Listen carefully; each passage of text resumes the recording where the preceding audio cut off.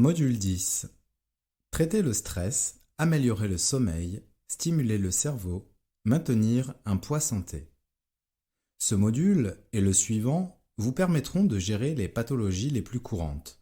L'objectif premier est de déterminer la ou les causes des maladies. Sitôt établi le diagnostic naturopathique, vous pourrez mettre en place un programme de prévention et d'accompagnement. Bien entendu, chaque cas est unique. Cependant, il faut garder en tête que le traitement des pathologies les plus fréquentes repose sur des bases communes. Abordons en premier lieu la question du stress.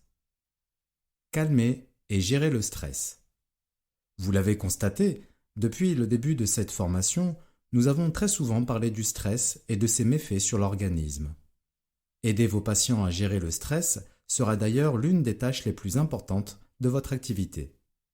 Le stress peut être causé par n'importe quelle situation inhabituelle qui suscite un sentiment de mal-être et d'insécurité.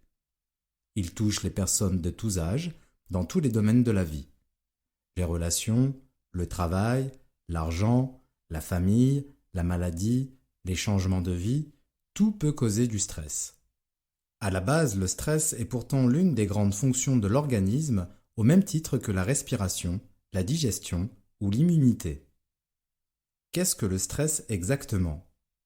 Le stress correspond aux réponses de notre organisme face aux pressions et contraintes de l'environnement. Ces réponses peuvent être physiques ou psychiques. Il est important de comprendre que le stress n'est pas une émotion, mais un mécanisme qui peut provoquer différentes émotions. Le stress va correspondre à la mobilisation de notre organisme tout entier pour répondre à des agressions environnementales. Crespi, 1984. Le stress étant un mécanisme, il s'organise en 3 phases, d'après le médecin Hans Selye. La phase d'alarme. Durant la phase d'alarme, tout le système de défense se mobilise pour combattre l'agent stressant. Sa période d'action, où le corps devient ultra réactif, est relativement courte. Imaginez traverser la route en face de votre résidence au moment où vous apercevez un chauffard rouler à grande vitesse dans votre direction. Sans réfléchir, vous allez fuir les lieux et courir plus vite qu'en temps normal. Cette réaction correspond à la phase d'alarme. Dans ce cas, le stress est considéré comme positif, parce qu'il stimule les fonctions de l'organisme. La phase de résistance. L'état d'alerte se prolonge, le corps continue à être très sollicité et les tensions persistent. Durant cette phase, les symptômes peuvent apparaître, mais cette fois-ci, ils correspondent à une manifestation négative. Maux de tête, fatigue, anxiété, problèmes digestifs, tension musculaire. Le stress devient négatif en se manifestant de façon permanente. La phase d'épuisement. La phase de résistance continue. Le corps n'a plus d'énergie pour lutter et la phase d'épuisement s'installe progressivement. C'est à ce moment que des troubles encore plus sérieux vont se déclencher. Cette phase est à éviter absolument. Le stress n'est pas considéré comme une maladie, mais comme la cause de multiples troubles et de maladies. Il est important de le combattre quotidiennement, car vos patients peuvent en souffrir autant dans l'esprit que dans le corps. Comment se manifeste le stress dans l'organisme ? L'agent stressant provoque une réaction dans le cerveau qui commande la production d'adrénaline. Cette hormone va permettre aux organes, au cerveau et aux muscles de fonctionner de façon optimale afin qu'ils réagissent de manière rapide et efficace. C'est pourquoi, par exemple, vous êtes capable de courir vite lorsqu'une voiture roule à grande vitesse dans votre direction. L'hypothalamus, à la base du cerveau, est le point de départ du système endocrinien. Il est également le point de départ du système neurovégétatif, le système nerveux autonome dont nous avons déjà parlé, notamment au sujet du lien entre le ventre et le cerveau. Ce système contrôle le fonctionnement des organes au moyen de ses 2 branches, l'orthosympathique et le parasympathique. La première stimule les fonctions du corps, la seconde les calme. Globalement, l'orthosympathique booste les fonctions de l'organisme, par exemple le rythme cardiaque, la tension artérielle, le rythme respiratoire, les capacités cérébrales, l'activité musculaire. A l'inverse, il ralentit le travail mené par les organes digestifs en permettant une redistribution du volume sanguin viscéral vers le reste du corps. C'est pourquoi la digestion s'avère difficile et délicate pendant une activité physique intense, stress physique, ou lors d'une période de stress émotionnel, stress mental. Le parasympathique, lui, est l'opposé de l'orthosympathique.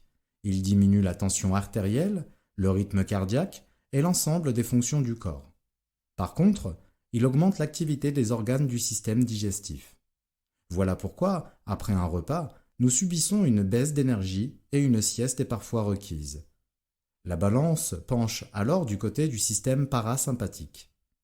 Le stress chronique et mal géré provoque une diminution de la sécrétion de certains neurotransmetteurs comme la sérotonine, la noradrénaline et la dopamine. Cette diminution amène une disparition du plaisir et peut être une source de démotivation et de dépression.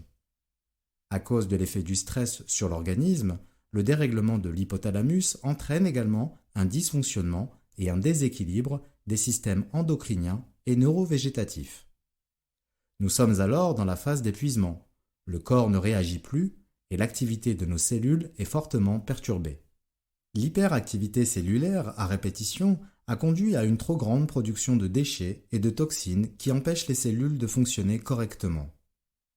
C'est à ce moment que nous éprouvons de l'anxiété et que surviennent des épisodes de dépression, de fatigue chronique, de problèmes digestifs, de troubles du sommeil. Les effets du stress sur l'organisme. Le stress impacte presque tous les organes vitaux et toutes les fonctions de l'organisme. Les cellules, le système cardiovasculaire, les poumons, le cerveau, la sexualité, le système immunitaire, la peau, le système digestif. Le stress peut accélérer le processus du vieillissement selon une étude de l'Université de Californie.